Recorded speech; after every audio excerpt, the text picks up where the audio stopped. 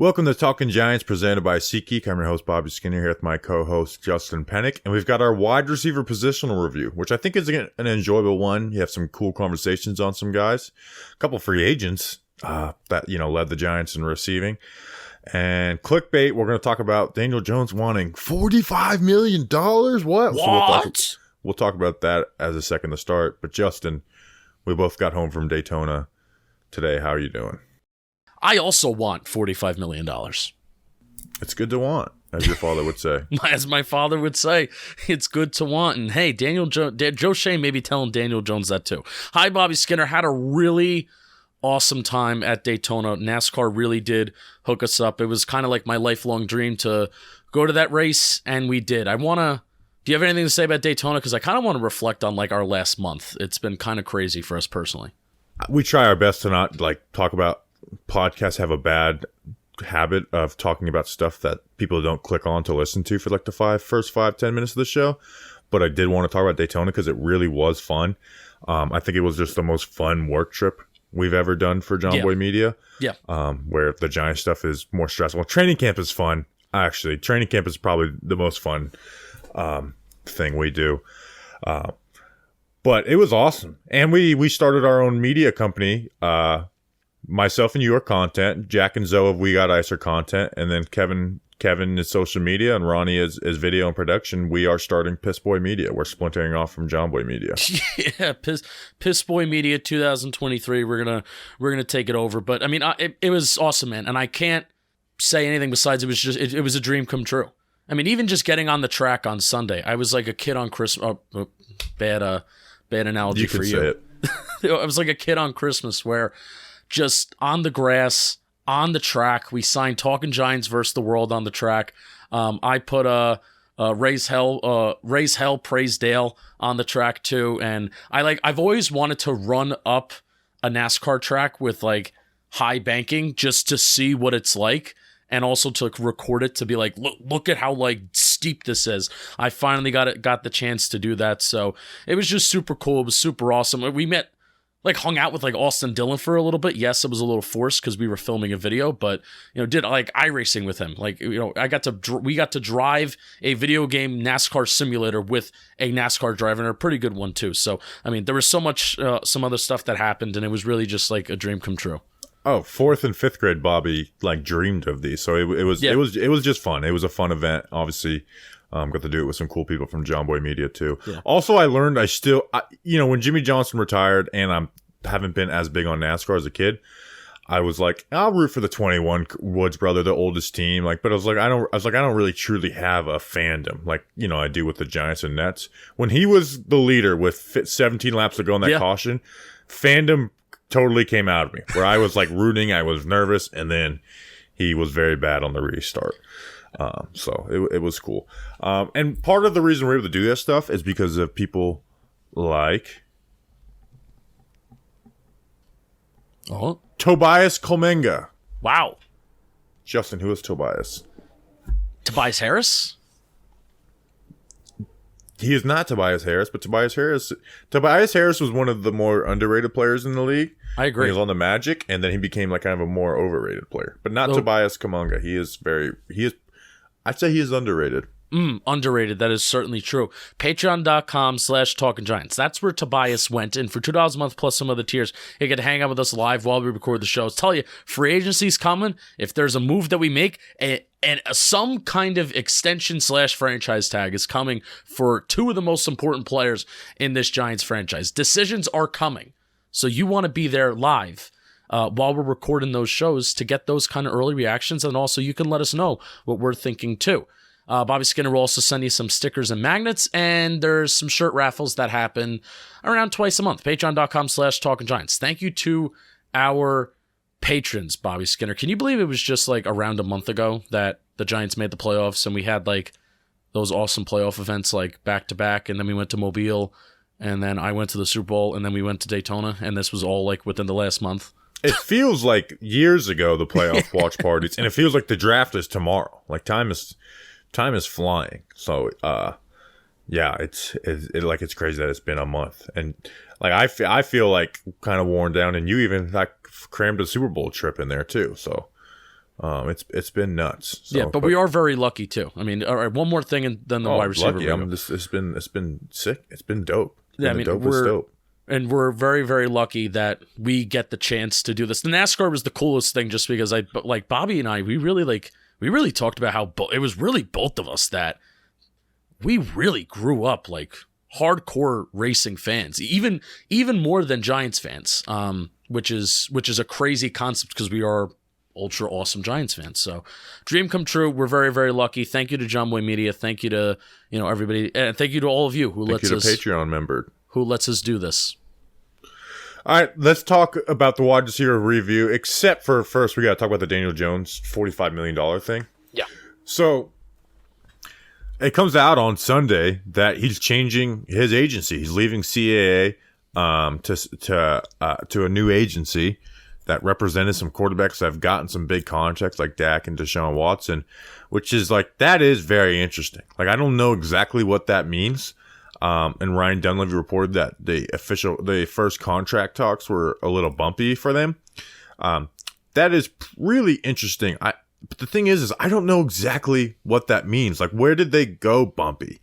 Like, because unless the Giants are like offering him $25 million, I really think it's more about the years and outs and then average annual value, because I think at the end of the day, the average annual value is going to be somewhere between the 35 to 39. And I think it's the years and the outs, and what these teams want out of it. It could go both ways. It could be where the Giants want 3 years, or Daniel Jones wants 3 years because he wants to re-up after that and take advantage of a bigger salary cap and kind of, more bet on himself.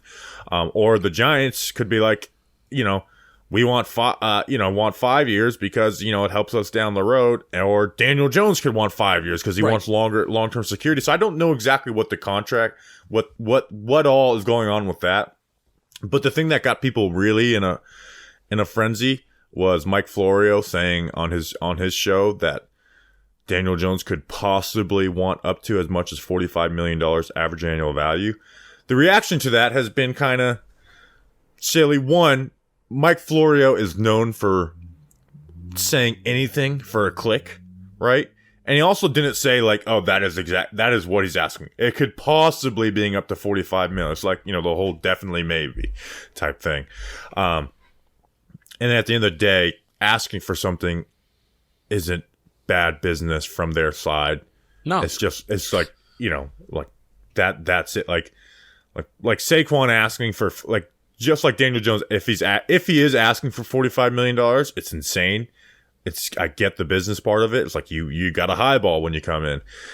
Just like Saquon Barkley, like if he wants Christian McCaffrey money, that's insane. He does not deserve that. He has not earned that. But it's just kind of like contract 101. Is you come in high. Yeah, for me, it's about the years, 100%.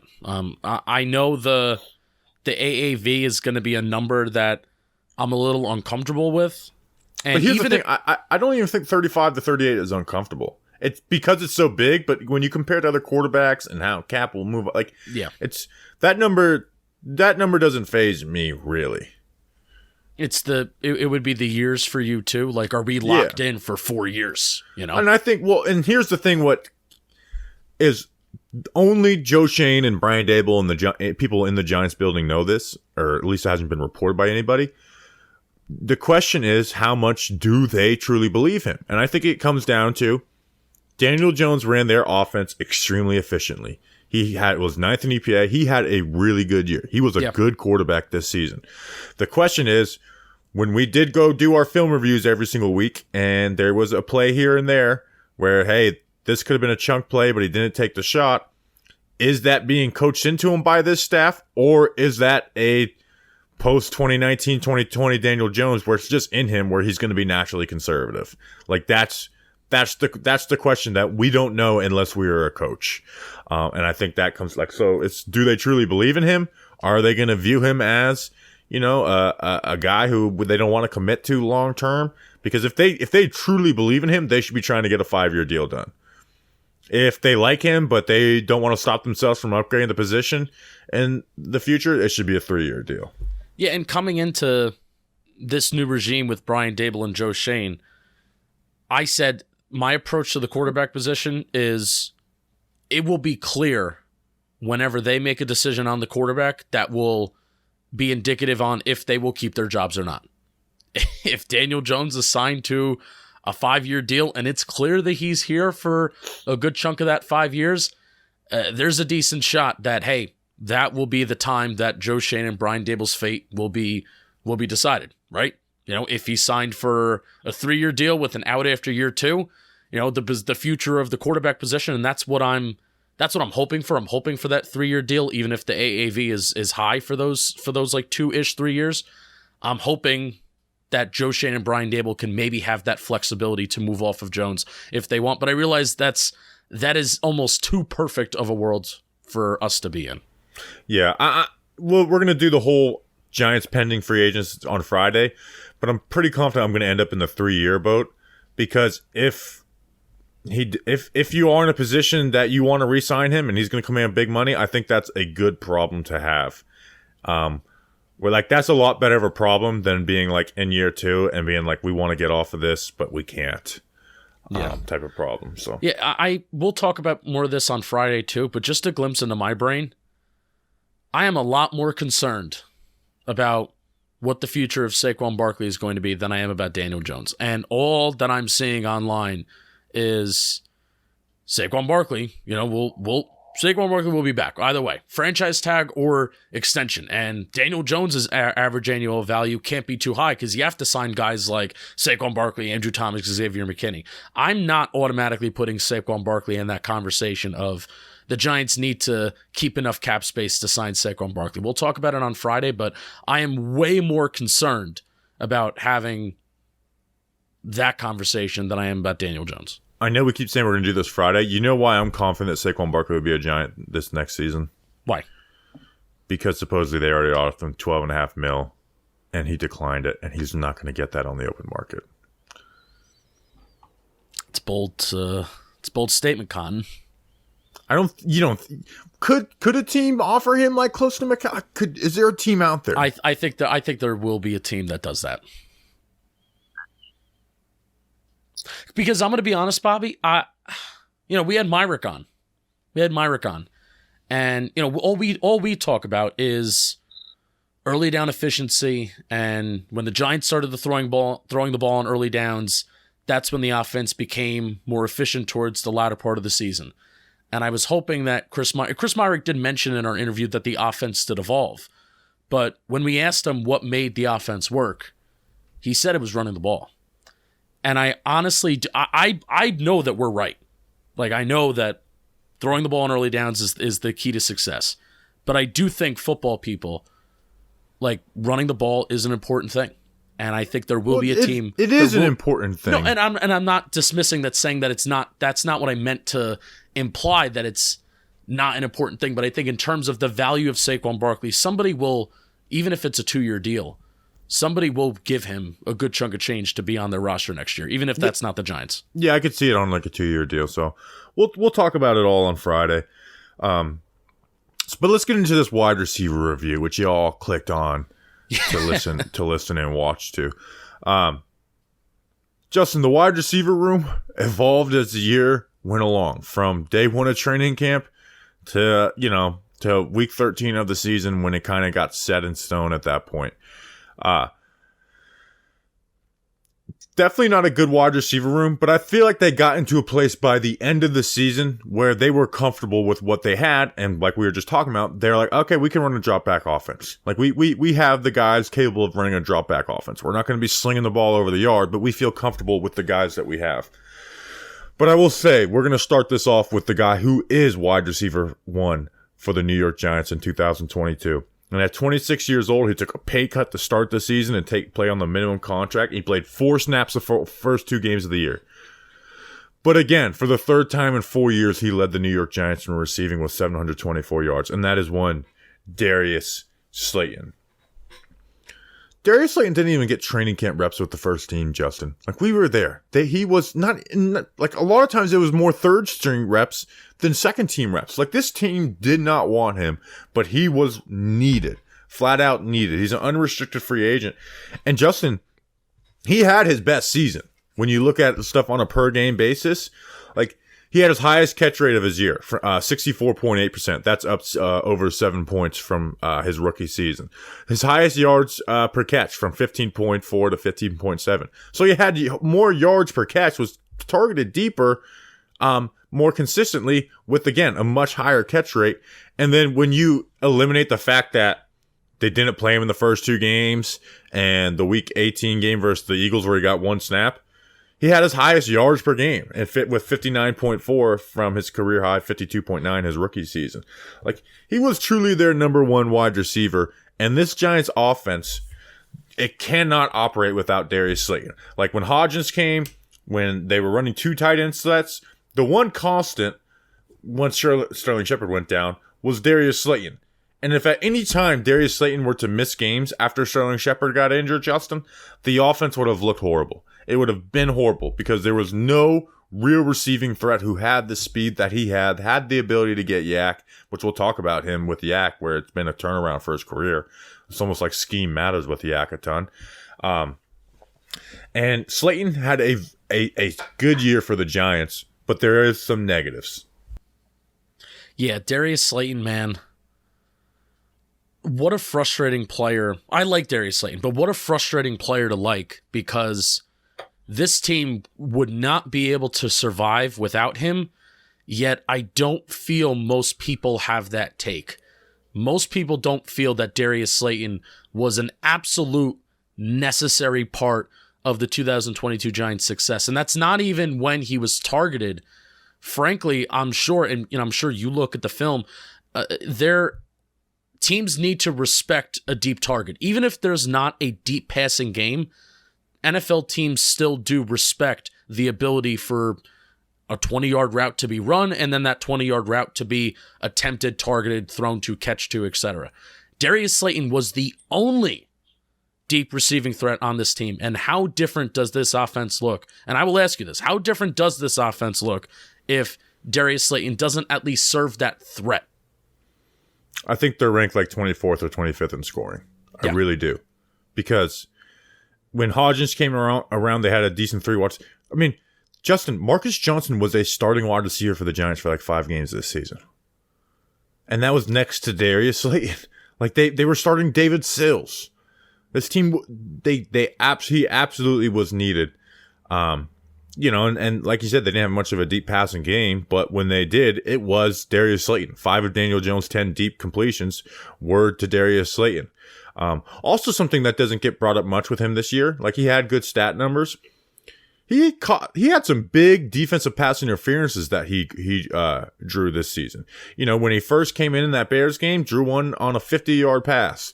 That's another 50 yards that should be on his stats.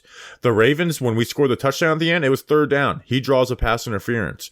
Versus the Jaguars, which was the game that came down to the line, he draws a pass interference. They get 1st and goal at the 1. They rush the ball in with Daniel Jones.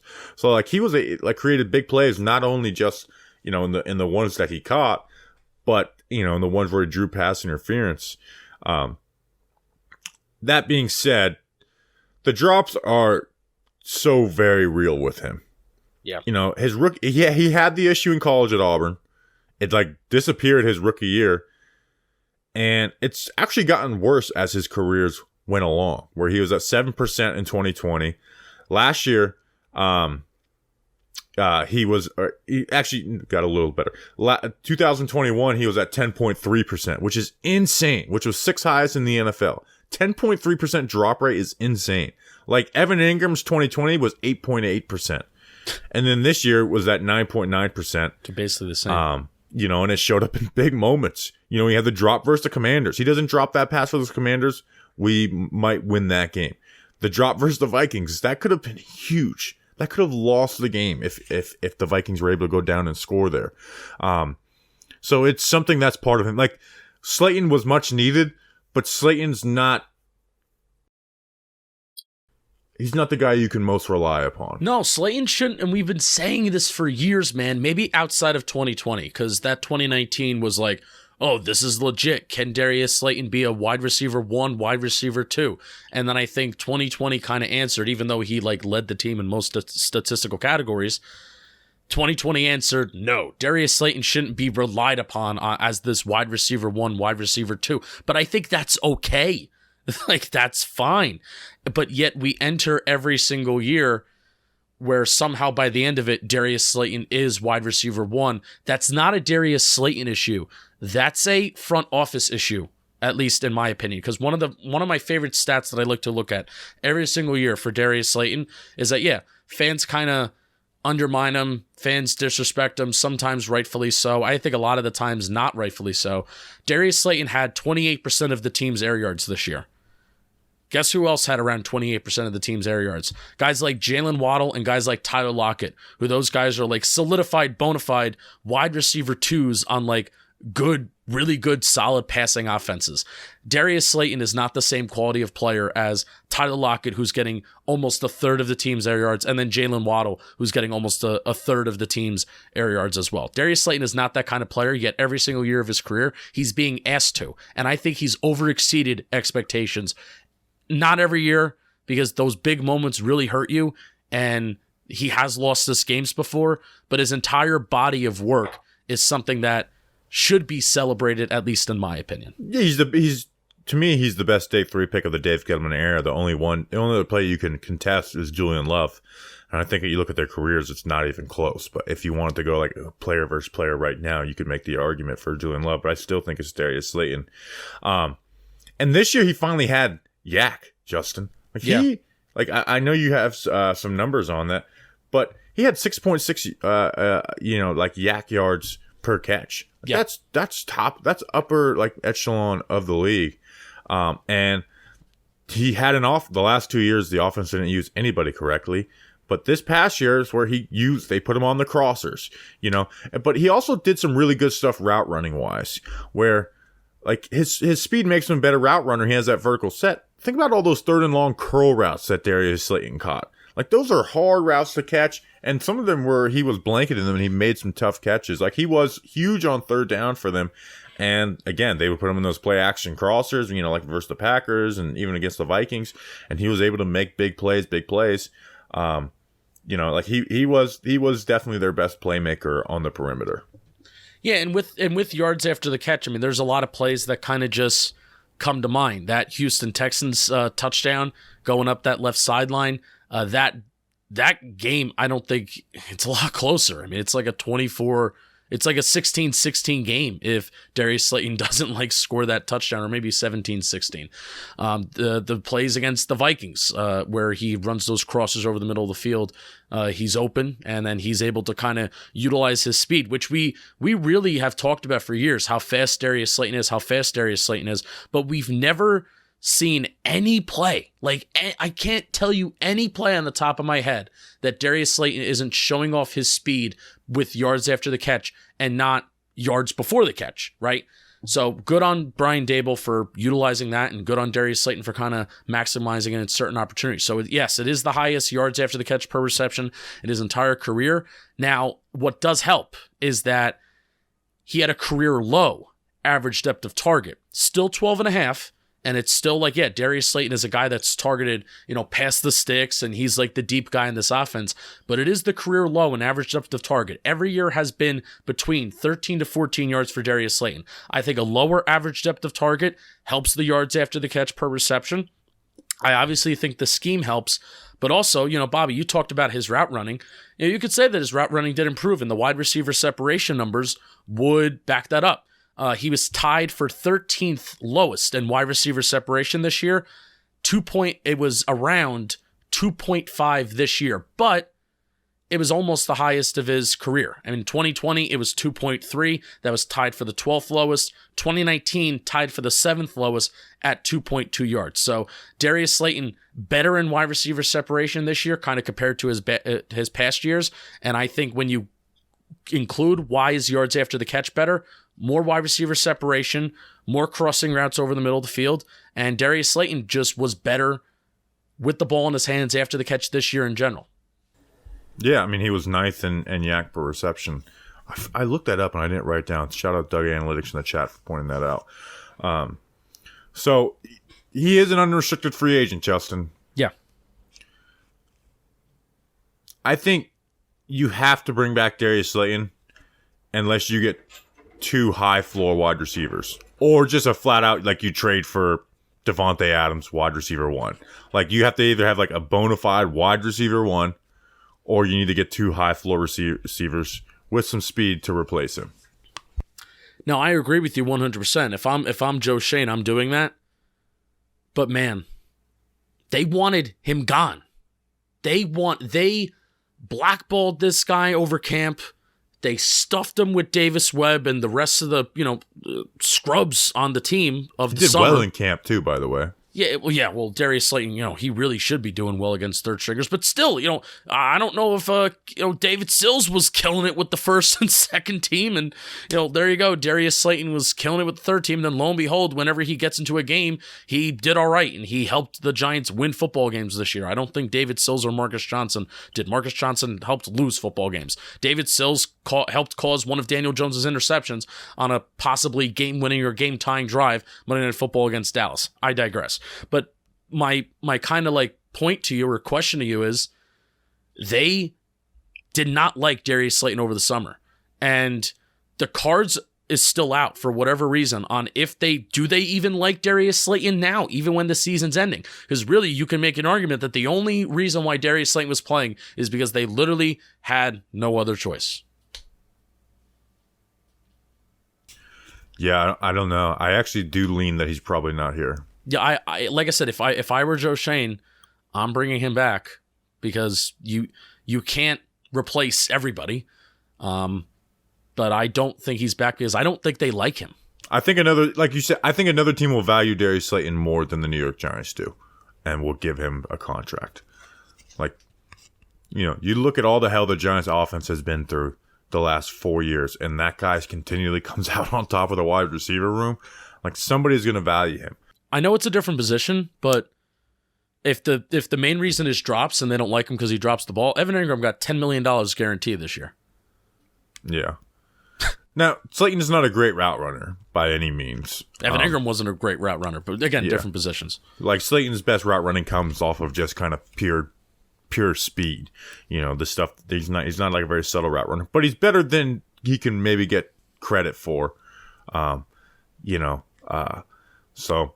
Yeah, I could see a team that's looking for some speed on the perimeter, bringing them, like paying him good money to be their wide receiver too, which I think is a fine role for Darius Slayton. He's not going to be the best wide receiver 2 in the NFL, but it's like you have Darius Slayton as your wide receiver 2. I don't think you have a huge issue. His ideal role is the first guy to come off the bench as an outside wide receiver.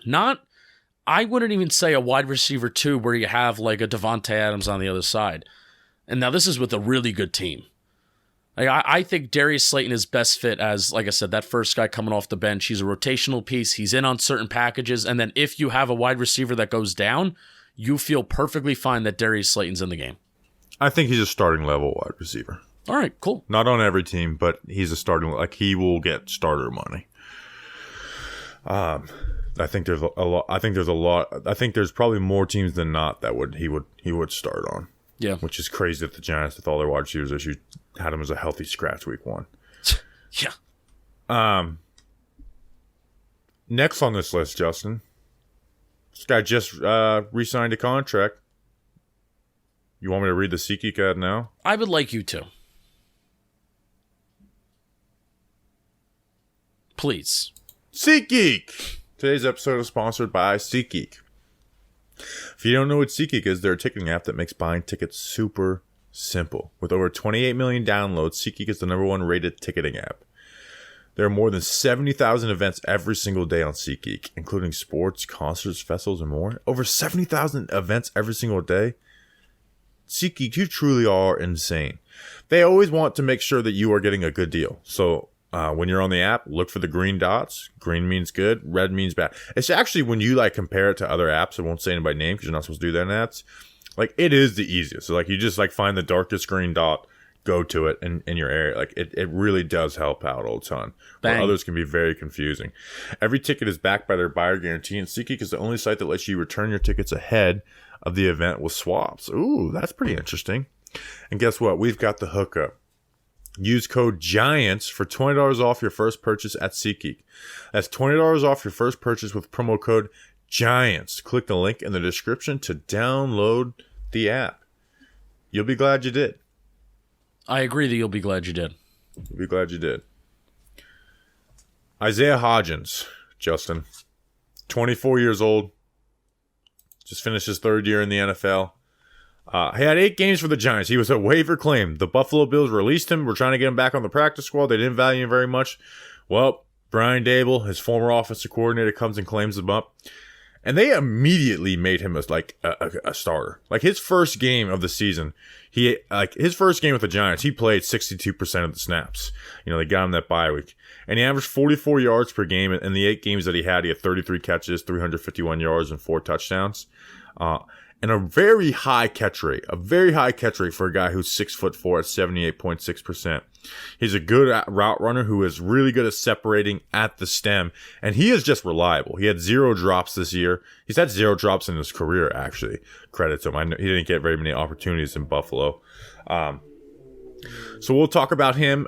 There is downfalls to his game, but he honestly was a godsend for this New York Giants roster in 2022. Because they finally felt comfortable running with 3 wide receivers, where they did not before Isaiah Hodgins was on the team. They were having to start Marcus Johnson, and David Sills was getting playing time.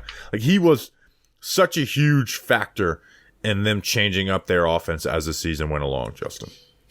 I started just writing adjectives down to describe Isaiah Hodgins, and the first one that I said was reliable, similar to you. Dependable. Steady, smart, but then I kind of just reverted. Tough.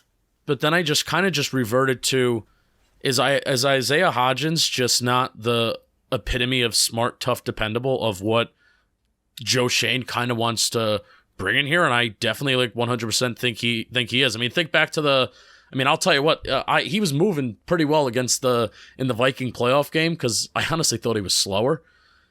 He's slow, but I thought he was slower than what he was doing in that Viking playoff game. And then he posts the picture of before the game how his foot's broken, or his ankle's broken. So he really did change things for this Giants offense. I think 10 of his 33 catches were inside the opponent's 30-yard line.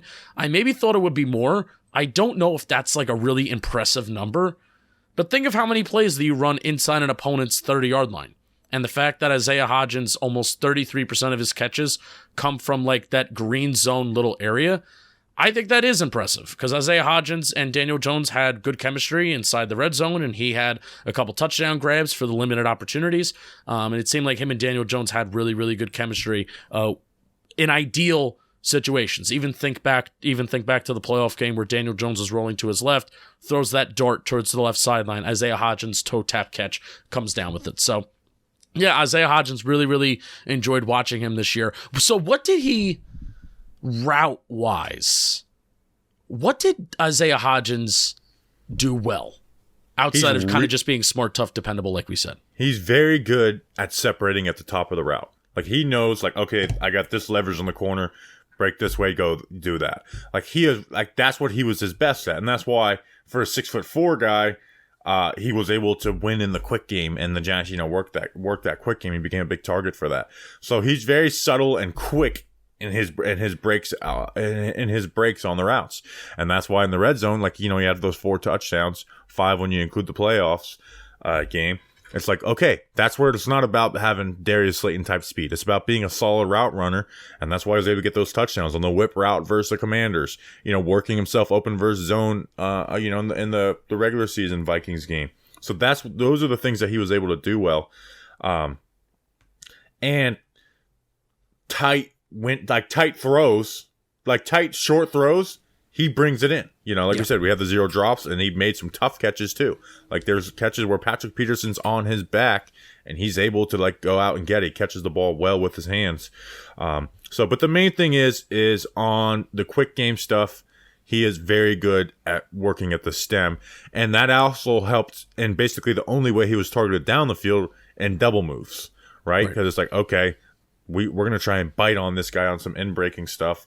And, well, that's how you get double moves now. You got that sluggo versus the Vikings in the regular season game.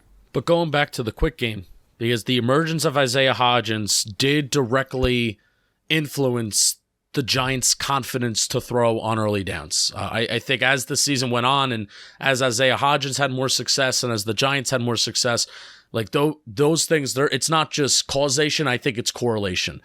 And in terms of those, the quick game on early downs, I did an overlay of all of Daniel Jones's passing attempts, pre-Hodgins and post-Hodgins. There's a lot of empty space near the middle of the field pre-Hodgins. And that's when, usually your quick game, it's not always kind of going towards the sideline, but a lot of your quick game is kind of running towards the middle of the field. Think of slants, think of mini posts, think of button hooks and curl routes and things like that.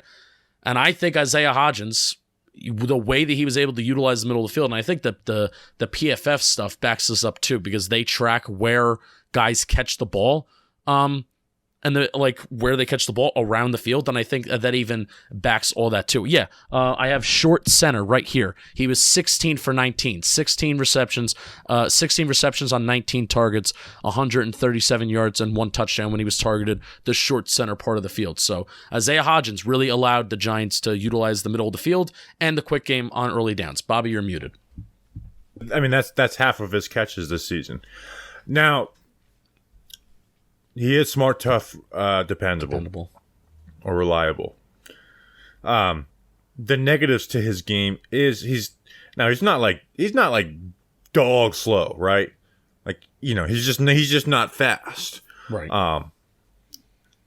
Anything plus 10 yards or like sideline routes, like comeback routes, out routes, he just doesn't have that vertical cell to really get into that. Or like in the crossers where we saw Darius Slayton succeed so well, Hodgins didn't, because he just doesn't, even if he gets a good break at the route, those routes allow faster corners to get back in if you're not the fastest guy. If you have Darius Slayton doing it, he loses those guys in those routes. But those crossing routes are easier to cover when it's someone who's not the fastest, and it gets them in good position. And that led to like a Patrick Peterson interception in the first Vikings game. I think told the story of that well, where it wasn't like a horrible Daniel Jones throw, but it wasn't perfect, and it led to an interception. So it's that's where it's like, okay, that's why it's like, no matter how good at route running he can be, he's never going to be a wide receiver one. And even on a team like the Giants this year, like Darius Slayton was still the wide receiver one for the New York Giants. So again, it's just, he has trouble separating on deep concepts. Now here's the question that we don't know though, Justin. Could Hodgins be a contested catch guy? Because he never got the opportunity.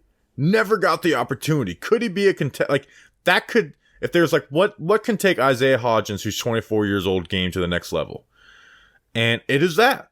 It's like, can he be a guy you trust on contested back shoulder stuff? Like specifically back shoulder. I'm not talking like throw the ball up to like Detroit Lions Kenny Golladay, but like work some back shoulder stuff, because I think that is a way he can take his game to another level. If the Giants and Daniel Jones don't do it with Kenny Golladay, they're not. I know the question you're asking. If they don't do it with Kenny Golladay, the Giants and Daniel Jones will not be doing it with Isaiah Hodgins. And that's what bothered me about Isaiah Hodgins. Isaiah Hodgins like operated as this like intermediate route runner. Like if I look at Isaiah Hodgins' stat line, I'm like, yeah, this guy's like 5'10", 192 pounds. He was 5th among all wide receivers in catch rate, and he's 6'4". That's what it's such a weird point, but it bothers me that Isaiah Hodgins is 6'4", and his average depth of target is so low, and he's targeted so much in the intermediate, like short part of the field. But it bothers me. Yeah, it's like we've seen some good back shoulder stuff with him, like even going back to preseason and then at Oregon State. And that just wasn't a big part of the Giants' offense. And that could be Daniel Jones related, or it could be Brian Daboll related. But I think that is a way, because he does have good body control where, and again, you saw it in Buffalo. Like that, those are the plays that he made in Buffalo. And he can win at the release too, where you can get a cornerback in the trail and throw it to him. So I think that's where it's like, okay, can he be someone that can get 20+ yard targets? Not leading the team in them, but get them where you can throw, because they really never did unless it was a double move. That's the only time Isaiah Hodgins had wins down the field, were double moves. And double moves are cool, they're fun. They're not a way to consistently win at wide receiver. They're honestly more fluky. They're fluky plays. Double moves are fluky. And this is credit to Isaiah Hodgins, by the way, because when the Giants signed him, and you look at his catches that he had in Buffalo, it's like, all right, well, you're being targeted on the sideline and you're a contested catch guy. Sorry, don't think you're going to work here, because that's just not what the Giants do, and it's not what Daniel Jones does. So this is credit to him that he carved out a role knowing this offense, being familiar with the scheme already, with Brian Daboll kind of last year, and I'm sure Ken Dorsey, the similar thinking mind, being familiar, and then just having a really, really good connection with Daniel Jones that no other wide receiver seemed to have over the last few years besides Sterling Shepard and Richie James. Nobody else seemed to have good chemistry with Daniel Jones besides those two players, and Isaiah Hodgins joined that party without even having a training camp in the middle of a season and in the middle of arguably a very shitty stretch for the offense too. And he really did change the trajectory of the Giants season. Yep. So we appreciate you, Isaiah Hodgins. All right, next, the Giants slot wide receiver, Richie James at 5'9", 185 pounds, 27 years old. Had pretty good production. 57 catches, 569 yards, 4 touchdowns, an 81.4% catch rate. Woo! Top of the league, baby. Can I say, though, I think Richie James' success is more Daniel Jones and scheme related than it really is Richie James. Not to say you can just throw any guy in there, but I view Richie James' success as Daniel Jones and scheme stuff, because he was open, like he was schemed open. I think he had 7th highest in separation, and that's not because he was beating man covers. That's because he was being schemed open in zone coverages. And for slot wide receivers, Justin, who got more than 7 targets, he had the 3rd lowest yak per catch at 3.2 yards per catch for slot wide receivers. And it's not like he was this rare slot receiver who was targeted down the field. His average depth of target was 8. That's why the catch rate was so high. Yeah. So I think his production, again, you can't just throw anybody in there and do it, but I view his production as more scheme related than Richie James. But he did do his job pretty well, but he wasn't a playmaker for the Giants. He was just he was a do your job guy. Yeah, I thought he did it well. I mean, I always like to look at guys and their roles on the team in relation to how we viewed them over the summer. I mean, let's talk about the slot wide receiver depth chart heading into the season. Kadarius Toney was part of it. He was not considered a slot wide receiver, but he was part of it. Wan'Dale Robinson is a slot wide receiver, so that's number 2. Sterling Shepard rehabbing from an injury, slot wide receiver number 3. Richie James number 4. Richie James went from being 4th on the depth chart of slot wide receivers to leading the team in catches. I think that's a pretty solid, fair trade-off for a guy that was that low on a singular positional depth chart. Yeah, I mean, he was brought in to be the punt returner, he ended up losing which is ironic. Which is ironic because he's not good at yards after the catch. Yeah, he kind of caught the ball and was down after that. Also, we actually charted it. I think after the Lions, it was either the Lions or it was after the Thanksgiving Cowboys game. At that point, 38% of his yards and all of his touchdowns were either garbage time or third downs that didn't convert to first downs. That by the end of the season, it was only 25% of garbage time or 27% of inconsequential. But at one point, Richie James was the garbage time king. I remember even the first game versus the Titans, Richie James, our leading receiver. It's he had 3 catches on third downs that didn't go in the first downs. 3rd and 15, and you get 12 yards on third down, and you punt anyway. Yeah, and 3 of his 4 touchdowns were all garbage time. 2, one from Tyrod Taylor, and then 2 from Daniel Jones. But that being said, he is quick at he's like quick. He's got a quick release. Like he's a quick wide receiver. You know, so when he was put in some yak opportunities, he able to just kind of just run fast. You know, on those shallow cross type plays. And we caught the ball pretty well too. Like he did have a couple drops, and you know the one versus the Vikings gets remembered a lot, but he did catch the ball very well for them. And he basically, like, where he does deserve the most credit is some of the complex stuff in the offense of like, hey, if they do this, you got to sit. If they do this, keep going on the route. That's where he was the best. And you even saw into the preseason game with Tyrod, like that touchdown he had from Tyrod Taylor. Like that was some good stuff, like reading what the defense was doing and to carry that route up the field instead of just running it flat like it was supposed to. That's where Richie James deserves the most credit. Is like he was smart. Like he understood the offense. He understood what defenses were doing, so he knew where to sit. And that's why he had separation. It wasn't because, oh, this guy just beats man coverage. It was he knew where to find the holes in the zone and sit in those zones.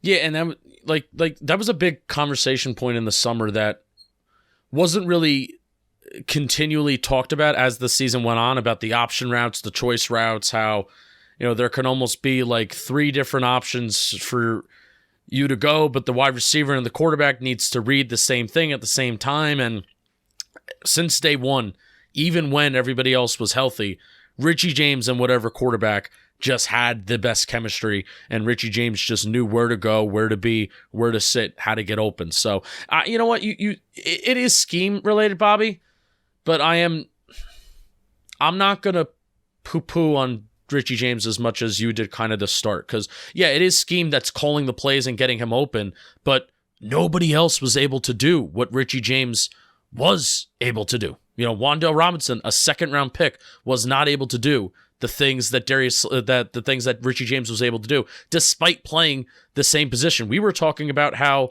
this is before that Lions game, before Wan'Dale Robinson, of course, tears his ACL and he's a focal point of the offense.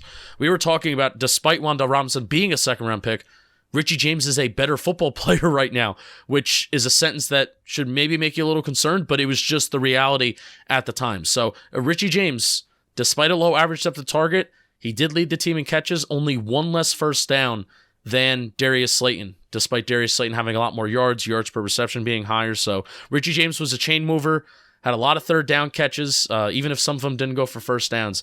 Reliable guy. And I am confident that he will be here next year. I don't know. What even if he gets money? You think he gets money? I think he's going to get more than the minimum than what he got this past year. Yeah, maybe. I'm not saying he's going to go out and get $8 million a year. I don't know if here's where I will agree with you. But because I think Daniel Jones elevated his play a lot. I think NFL teams will view it that way too. I think there are a lot of Richie Jameses in the NFL. These short, small slot wide receivers that, you know, they're not that good with yards after the catch, but they can kind of get open. But can they be smart like Richie James was in knowing the system? That is a different element that I don't think we all know. But I think he's back next year, because I think the Giants valued him over the spring. They valued him despite a very, very crowded slot wide receiver depth chart over the summer. He found his way on the team, and I do think he is back next year. We can't end the Richie James talk without talking about how devastating his 3 fumbles on punt returns were, namely the Seahawks game. Where it's like that game, we possibly can win that game if he doesn't do that. So, Richie James, don't fumble the punt returns. Don't do that. All right, so we got to go a little quicker with these last few guys. Wan'Dale Robinson, 22 years old, second-round pick. Tore his ACL, unfortunately. He had 23 catches for 227 yards and a touchdown on a 74% catch rate. Trivia, who had the only 100-yard receiving game for the Giants in the regular season? Wan'Dale Robinson. Yep, and he tore his ACL on his 100th yard versus the Detroit Lions.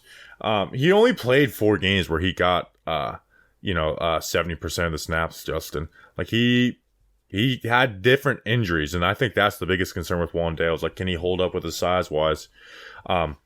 Here's where he was like much better than Richie James is he had 5.5 yak per catch, which was like Richie James was 3rd lowest for like slot wide receivers. That would put Wan'Dale at 3rd highest for slot guys if he got some more stuff. And he was able to be used in like they designed plays for Wan'Dale Robinson.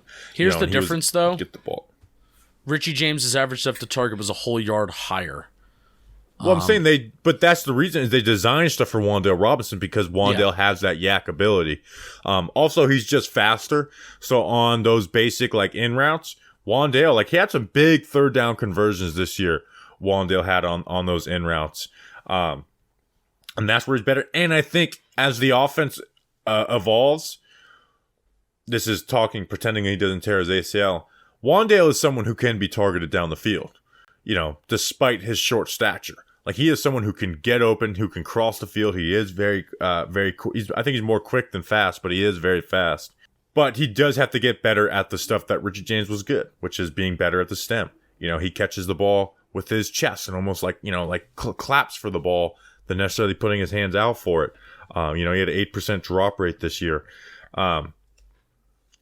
So those are the areas where at 5'8", you have to master to be worth a high second round pick, which are things that can obviously be fixed. We're not sitting here talking like Isaiah Hodgins' issue of not being very fast and not separating on deeper stuff. That's not an issue that can go away. That is something that Wan'Dale can fix. But his ACL tear, Justin, was devastating because he doesn't get this offseason to get better at his game. It wasn't devastating for the 2022 New York Giants. Yeah, I'm with you there.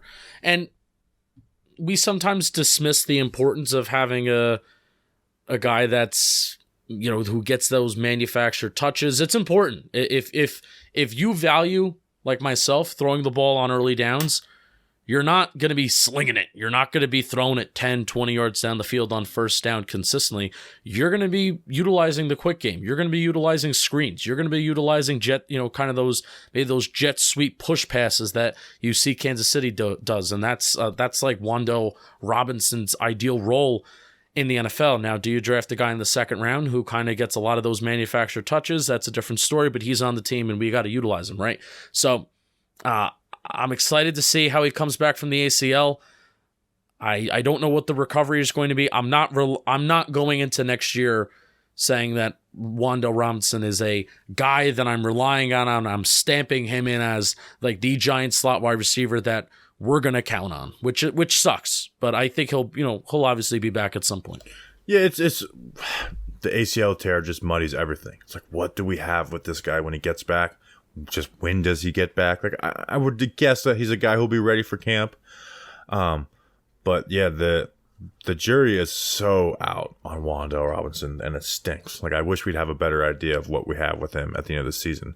And right now we have a guy who we saw do well on a few third downs and some design. That's where he was. Like he was good at getting yak. Like, even in the Jaguars game, like, he had big yak plays that converted in the first downs. So it's like, and what does he look like coming off of the torn ACL? Like, even, let's just forget, like, he doesn't get the offseason to get better. What does he look like? Is he as quick as he is as fast? And say it's not. Then we're going into year 3 with a 5'8" wide receiver, and it's like, what are we doing here? So, yeah, it's a shame, but I'm now way more excited about Wan'Dale Robinson's 2024 than I am about his 2023. Yeah. All right, Justin, let's speed through these last few guys. Not Kenny Golladay. Marcus Johnson, 6'1", 207 pounds, 28 years old. Justin, he had a 9.99, 9 catches for 99 yards. He was starting for some time.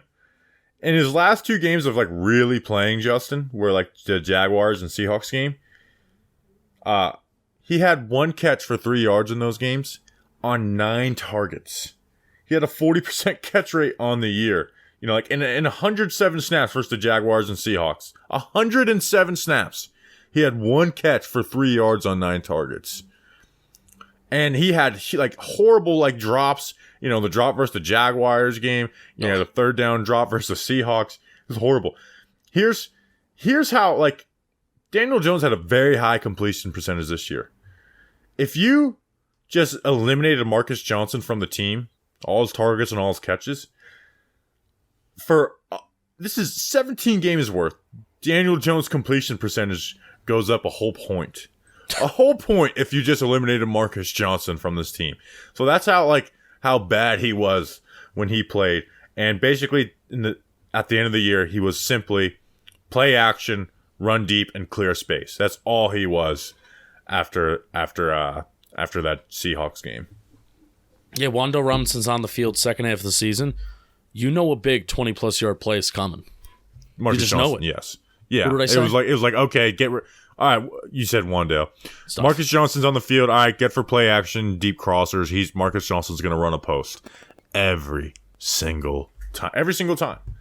But we'll always have that Packers game where he had 3 catches for 35 yards. We'll always have it. He's fast. And that's it. Like, there is nothing else good about his game. Kenny Golladay. We should talk a little bit about this one. 6 catches, 81 yards, a touchdown, 35% catch rate. Justin, maybe we'll talk about him more when the release happens. We'll spend some time talking about his 2 years as a New York Giant and this year more specifically. He just couldn't get off the line of scrimmage this year. Like, if we got 2021 Kenny Golladay, it's a valuable member of the New York Giants team. Like, he was averaging 53 yards per game with Daniel Jones in 2021 and the Jason Garrett offense. I think if we get 2021 Kenny Golladay, I think he has Isaiah Hodgins this season plus more 20-plus yard catches. Oh, absolutely. They would flat out target him. But he was nowhere near the player that he was in a disappointing 2021. Just could not get off the line of scrimmage. He couldn't move. And then on top of that, he had drops. He had 4 drops on 7 targets. Big drops.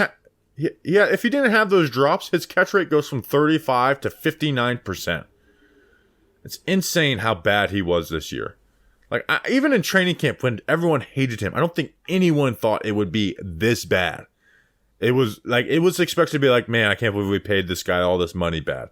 Not like this guy is not on the field and rightfully so not on the field bad. You couldn't play him. You couldn't. He couldn't get off the line of scrimmage. And it almost like it got worse. Like in camp, there was actually some good stuff with him in camp. And then it was just like week 1 showed up and he just could not get off the line of scrimmage. But we'll always have the touchdown versus Darius Slayton and the block in the playoff game. Block in the playoff game. Isn't it crazy that I think both of us consider the Kenny Golladay touchdown catch a top 5 moment of the year in a year that had 6 catches. In a year that had the Giants winning 9 games and winning a playoff game, we still consider Kenny Galladay's touchdown catch in a meaningless game a top 5 moment. Oh yeah, it was. I will always remember it. You would think that if we have a meaningless Kenny Golladay touchdown catch in a year where he had 6 catches, you would think that the team would have won 3 games. Nope, they won 9 and a playoff game. Crazy. Is there anybody else? Shepard? Sterling Shepard, 30 years old, torn his ACL, 13 catches, 154 yards. Here, what would I say? If he was able to stay healthy, he would have been great in this offense. He really would have. Like, he would have fit perfectly what Brian Dable and Mike Kafka wanted to do. I think it's time. Like, you can bring him back in the minimum, Justin. Like, and you're not. That's not hurt. It's not hurting the Giants to bring back Sterling Shepard on a minimum. But I don't know if it's helping. The injuries are so bad now, man. They're piling up and they're getting worse and more often. I really think it's time for Sterling. I think it's done. Like, he's 30 years old. Not many guys play past 30 years old. Like, it's not like he's had some short career. He's the only Giants that has been re-signed in the last 10 years besides Odell Beckham Jr. I think it's time for him to be done. Yeah, I love Shep. I complimented him on this ep. I wouldn't have brought him back last year. I know it saved more money last year, but you pushed money into this year. And the Giants could use every single cent and every single penny. I would have rather deal with the ramifications of cutting Shep last year and saving whatever money you did rather than kind of pushing it into this year. But anyway, we paid for vibes and the vibes were fun. So yeah, I'm done with the experiment. It's not an experiment. I'm ready to move off of Sterling Shepard. Yeah, and it sucks because it's not like, this player is not good anymore. It's just the injuries have gotten so bad. You know, and they're not going to get better. So, when it's successful second round pick for the New York Giants. Not as successful as it could have been because of the injuries, but a successful second round pick, I'd say, for the Giants. But unfortunately, I think at the time it's done. Pay him to be a vibes guy. Yeah, the thing is bringing him back on the minimum. It's like, well, no, not on the 53. Like, bring him back as a vibes guy. Yeah, maybe he could be a coach. Let's do it. That being said, I don't think guys should coach from the team that they just finished playing for immediately. I think they need to go and be a part of something different if they want to be in their coaching career. But maybe down the road, Sterling Shepard comes back as a wide receiver coach. So. All right, Justin, that's an episode. We went pretty long on this wide receiver review, so won't waste any time at the end of the show. You got anything else? Giants running back coach left. Damn, we didn't talk. So maybe we'll have some news on that on Friday, on the guy that they hired. So, shout out DeAndre Smith. We will always miss you. Go look at his career. He literally spends 1 year everywhere. It's kind of funny.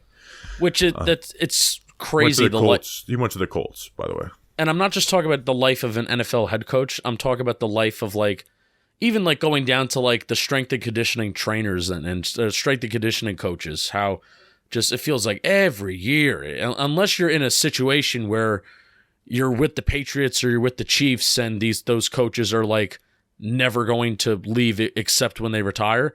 It's crazy the life of these assistant coaches and these assistants in the NFL that just go everywhere and anywhere every single year. The last 13 years, I'll go from past to now. Illinois, New Mexico, Syracuse, Purdue, North Carolina, Utah State, Texas Tech, Giants, and Colts. That's 1, 2, 3, 4, 5, 6, 7, 8, 9, 10 stops in 13 years for DeAndre Smith. Crazy. His longest run was, I guess he had 2 3-year runs at Texas Tech and then at Syracuse from 2013 to 15. But and even before that, 2009, UNLV, 2008, New Mexico, Miami of Ohio, 2005 to 2007. Oh my gosh. So, the guy has moved around, but he's in the NFL now. He'll probably be a running back coach in the NFL for the rest of his career. So, shout out to him. So we'll have a new one by the time the end of the week, probably. All right, we appreciate you guys. We'll see you on Friday. We've been teasing this episode like crazy. The Giants pending free agent pod coming on Friday. We'll see you then. Until then, let's go Big